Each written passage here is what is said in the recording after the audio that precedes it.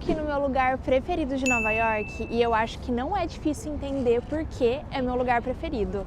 Olhem essa vista magnífica bem aqui atrás de mim. E por que que hoje eu escolhi esse lugarzinho tão especial para vir aqui finalmente, de uma vez por todas, esclarecer uma coisa que vocês sempre me perguntam muito. Ju, qual foi o seu processo migratório? Quanto de dinheiro você levou? Qual o seu tipo de visto? Como que você consegue trabalhar em Nova York? Então hoje, enquanto estamos nesse lugar lindo aqui de Nova York, vamos finalmente conversar sobre isso.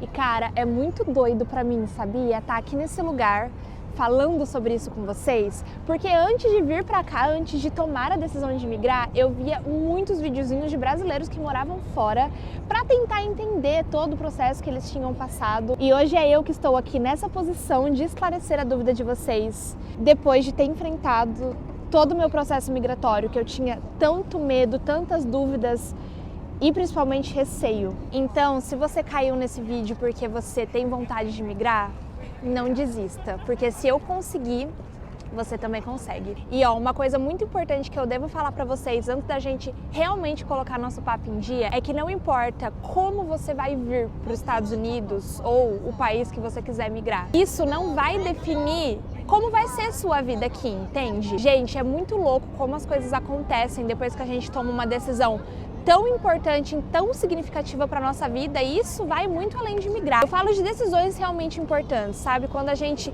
tem essa atitude de sair da nossa bolha, de sair da nossa zona de conforto, muita coisa incrível começa a acontecer na nossa vida. E eu falo com propriedade isso para vocês, porque eu sou a prova viva disso. Muitas coisas que eu nem imaginava que eu ia viver, hoje eu vivo, entendem?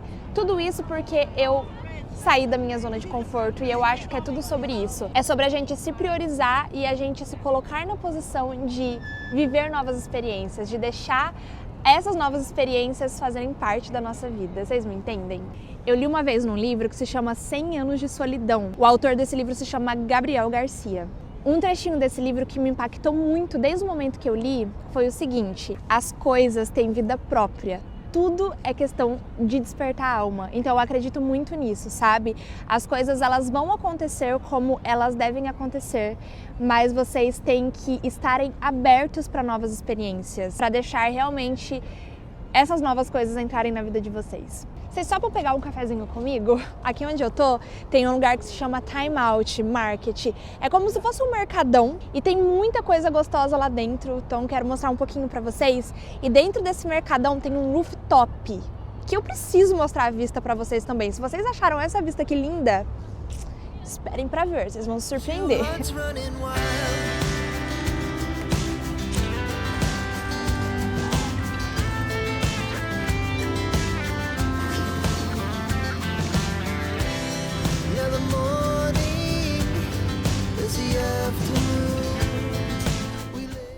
Eu amo a arquitetura desse lugar, gente. A gente tá aqui no Dumbo, no Brooklyn. E essa parte aqui do Dumbo era muito industrial há muitos anos atrás. Antes de virar um bairro classe média alta, como é hoje, era uma parte bem industrial. Então manteve essa estética assim, sabe? Eu acho o máximo.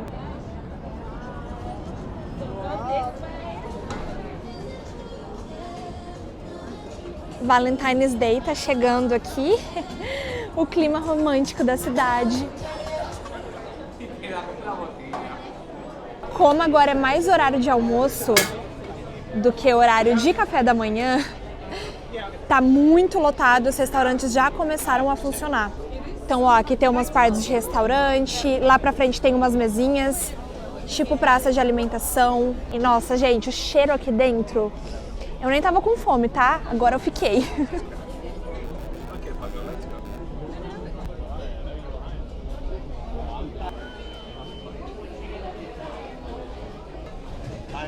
Hello. Can I have one? Do you have? Hey, hello. Do you have small and medium or small and large? Okay. Can I have one large cappuccino? Sure. Do you like regular milk, oat milk, almond milk? Almond milk.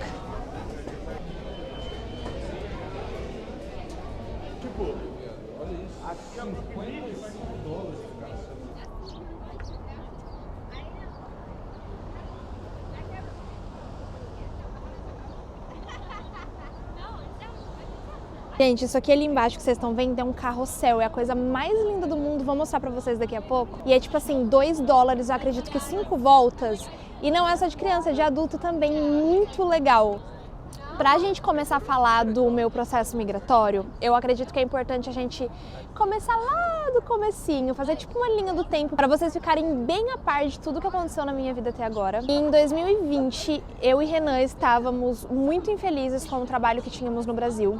Como eu falei para vocês em outros vídeos, o Renan, ele já trabalhava pra cá, ele já tinha alguns trabalhos que ele fazia aqui em Nova York, morando lá em Maringá, então esse foi o fator decisivo. Meu sonho sempre foi morar nos Estados Unidos, mas nunca passou Nova York pela minha cabeça. Eu acredito que eu meio que bloqueava essa ideia por ser uma cidade muito grande, sabe? Isso me causava um pouco de medo. Conversamos muito durante vários meses e escolhemos que realmente a gente queria passar por esse processo. Então, a partir daí, começou uma etapa de longos 2 anos, que foram só 2 anos. 2 anos passa relativamente rápido, mas foi muito complexo porque é difícil, gente. O processo de migrar é difícil, não é fácil. É muito dinheiro que vai, é muito documento que precisa realmente ter essa força de vontade, sabe? Senão você acaba realmente desistindo no meio do caminho, porque é muito trabalhoso, é muita dor de cabeça e eu tô sendo sincera com vocês, tá? Quais são os processos? 2 anos, ficamos juntando dinheiro, lembrando que nenhum de nós dois somos ricos, então a gente teve sim que trabalhar, sim que juntar muito dinheiro para conseguir chegar até aqui, principalmente porque é tudo em dólar, né? Então assim, você tem que trabalhar em 5. Então a partir do momento que a gente decidiu, o nosso principal foco e objetivo era juntar dinheiro. Nós gastamos no total equivalente a R$50 mil para estar aqui em Nova York. Lembrando que isso foi há 2 anos atrás. Então a média e base que eu tenho de valores é de 2 anos atrás, tá bom? Dentro desses R$50 mil, o nosso maior gasto foi aluguel. Nós tivemos que chegar aqui com o aluguel já pago. E, gente, foi muito difícil conseguir lugar para morar aqui em Nova York, estando no Brasil. Fazer esse contato estando tão longe foi muito difícil, foi muita dor de cabeça, foi muito desesperador, porque faltava 1 mês pra gente vir, a gente não tinha nada certo ainda, mas graças a Deus a gente conseguiu o contato de uma pessoa, que inclusive eu passo o contato dessa pessoa para quem sempre me pede lugar para ficar aqui em Nova York. Porque assim, eu sei o quão difícil foi conseguir.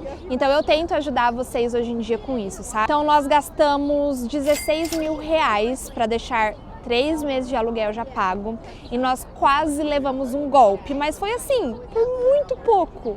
E como foi esse golpe? Senta que lá vem babado, menino. É muito comum pessoas se passarem por agentes imobiliários. Tipo assim, tudo fake, tudo mentira, mas eles se passam por agentes imobiliários reais. Eles têm todos os documentos, têm foto dos imóveis, assim, tudo perfeito. E a gente, como não conhecia os padrões dos apartamentos e valores aqui de Nova York, a gente não tem essa informação pra desconfiar se pode ser verdade ou não, sabe? Então nós estávamos quase fechando um apartamento que ficava, tipo assim, no centro de Manhattan. Hoje em dia, a gente para e dá risada, porque era impossível um apartamento do nível que a gente viu, com o valor que a gente viu, ser realmente verdade. Pra quem não sabe, Manhattan é o lugar mais caro de Nova York. Tinha lavanderia, tinha academia, tinha lareira. Gente, era o apartamento dos sonhos. Eu tava muito feliz, muito contente, muito esperançosa. Eu falei, vou chegar morando no meu apartamento dos sonhos, entendeu? Aqui, ó, expectativa nas alturas. Enfim, tudo certo. Nós estávamos depositando o dinheiro, R$16 mil na conta do cara. Aí a gente teve um insight que foi Deus aquela hora. Nós pegamos o nome do agente, procuramos no Google, achamos o e-mail dele, mandamos um e-mail falando assim, nós estamos fechando uma negociação com você. O cara respondeu assim, não sou eu não faço esse tipo de negociação, eu não tenho esse apartamento, muito menos por esse preço. E foi aí que a gente captou o golpe. E foi desesperador, gente, porque faltava menos de 1 mês pra gente vir pra cá e essa era a única coisa certa que a gente tinha. E de repente já não era mais certo, então começou aquele desespero pra ir atrás de lugar pra alugar e deu tudo certo. Olhem o carrossel que eu falei pra vocês. É a coisa mais linda, gente. Eu juro que se não tivesse uma fila quilométrica, eu ia pra mostrar pra vocês, mas deixa pra uma próxima oportunidade. E a vista que a gente tem de lá de dentro das pontes é muito magnífico.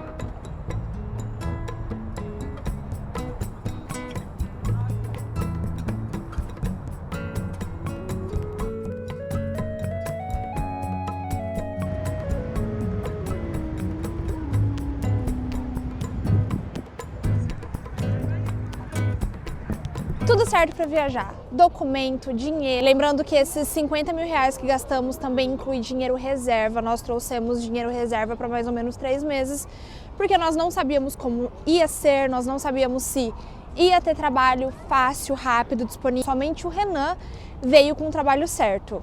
Eu vim assim, sem contato, sem conhecer nada, sem conhecer ninguém, com a cara e a coragem, literalmente. Por isso que eu falo que às vezes a gente tem que ter um pico de coragem, sabe? Porque quando eu paro pra pensar na coragem que eu tive de chegar a Nova York sem contato, eu fico pensando, cara, eu fui muito doida. Mas assim, que bom que eu não pensei isso antes, porque talvez se eu tivesse pensado, eu não teria feito. Chegamos no aeroporto de Guarulhos, saímos de Maringá pro aeroporto de Guarulhos no dia 10 de abril de 2022. Estávamos lá tranquilões, faltava 1 hora mais ou menos para embarque. Aí eu e o Renan, a gente tava zoando as pessoas que são chamadas, tipo, ai, última chamada, fulano tal, a porta do embarque tá fechando, vai perder o voo. Esses anúncios que tem no aeroporto das pessoas atrasadas, quando de repente escutamos nosso nome no alto-falante do aeroporto de Guarulhos, Julie Renan, último aviso para embarque. E gente, aquele aeroporto é muito grande, faltava tipo assim, muito pra gente chegar na nossa porta de embarque. Tipo assim, muito. A gente correu, mas correu. E chegamos faltando pouquíssimos minutos. E detalhe, fomos premiados. Como nós fomos os últimos a entrar, eles escolheram a gente para fazer uma revista geral. Tivemos que tirar tudo da mala, tivemos que tirar sapato. Tudo isso minutos antes de fazer a maior mudança da nossa vida. Parecia que tudo estava indo ao contrário para nossa decisão, sabe? E eu entrei no avião muito apreensiva, muito. E foi no dia 11 de abril de 2022 que nós chegamos nessa loucura total, nesse caos que é Nova York. Os primeiros 9 dias em Nova York, nós ficamos no Airbnb no Queens. Foram 9 dias muito incríveis, foram 9 dias que a gente tirou realmente para descansar e para conhecer a cidade antes de realmente começar uma vida aqui em Nova York. E depois de 9 dias nós fomos para o nosso apartamento que a gente tinha alugado lá do Brasil, que foi no East Village, em Manhattan. Morar em Manhattan, gente, foi incrível. Morando lá, nós podemos realmente sentir a vibe de Nova York, sabe? Foi muito especial, foi muito importante, mas depois de 6 meses, nós tivemos que nos mudar, porque como eu falei para vocês anteriormente, Manhattan é o lugar mais caro de Nova York. Nosso aluguel, que já era caro para um casal que estava em fase de adaptação, eu não tinha conseguido trabalho ainda, o Renan ele estava praticamente trabalhando sozinho para sustentar todas as contas de casa e aluguel. A gente pagava 2.800 para um apartamento de 1 quarto, foi para 3.600. Então foi aí que a gente teve que se mudar de Manhattan, porque esse preço desse aluguel ficou insustentável, não tinha como pagar. E foi aí então que nós nos mudamos para Astoria, no Queens, que é aí o bairro que a maioria de vocês conhecem, vocês me acompanharam muito fazendo vlogs lá em Astoria. É um lugar que tem muito no meu coração, eu amei morar lá, muitas coisas importantes da minha vida aconteceram em Astoria. Então lá nós passamos a pagar 2.650 para um apartamento de 1 quarto, era basicamente do mesmo tamanho, nós alugávamos com a mesma imobiliária. E no dia 1 de janeiro de 2024, há praticamente 1 mês atrás, nós mudamos de Astoria porque nós queríamos muito economizar com o aluguel, porque enfim, aluguel aqui é uma despesa gigantesca, uma despesa enorme. Olha só onde eu tô passando. Quem conhece esse cartão postal aqui de Nova York? Lindo demais.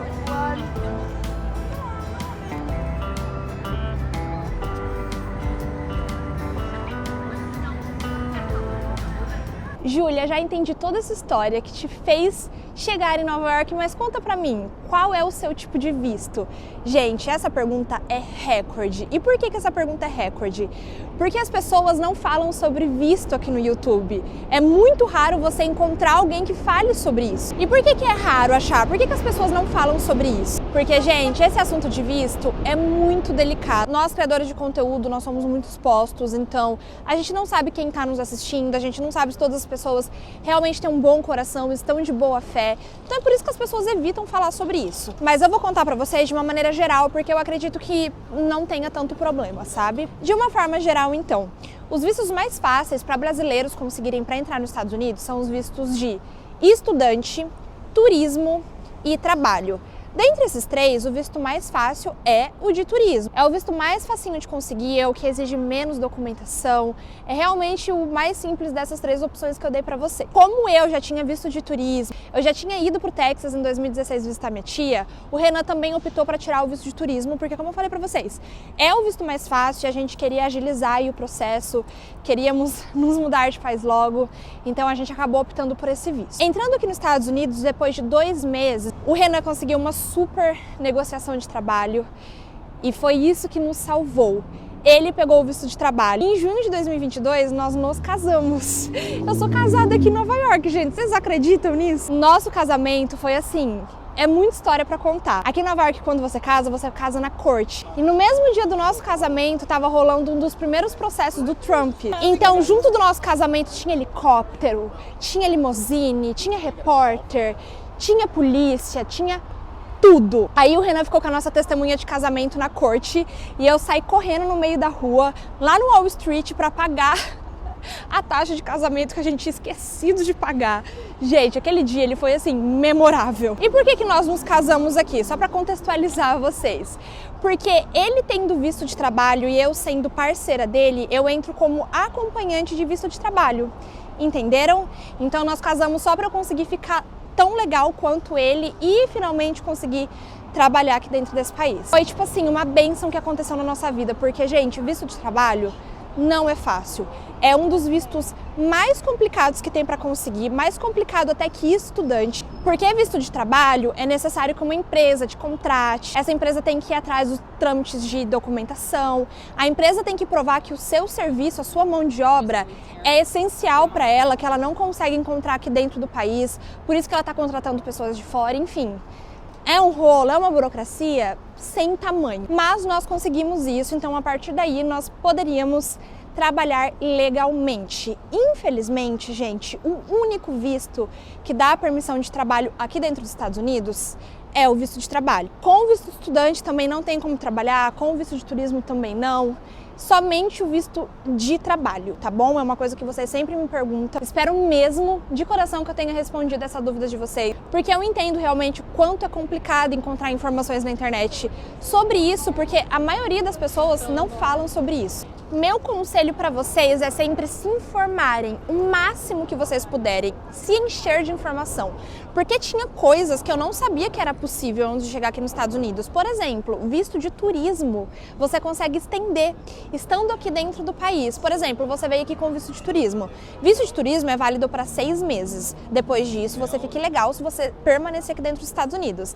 Mas você pode estender seu visto de turismo para mais 6 meses para não ficar ilegal. A gente tem conhecido aí que ficou estendendo o visto de turismo mais de anos. Então é uma coisa possível sim, e é uma coisa que eu não sabia. Então tem muitas informações, tem muitas brechas que a gente consegue se informar e talvez vocês não precisam ir no caminho mais difícil se vocês quiserem ficar realmente legais aqui dentro do país, tá bom?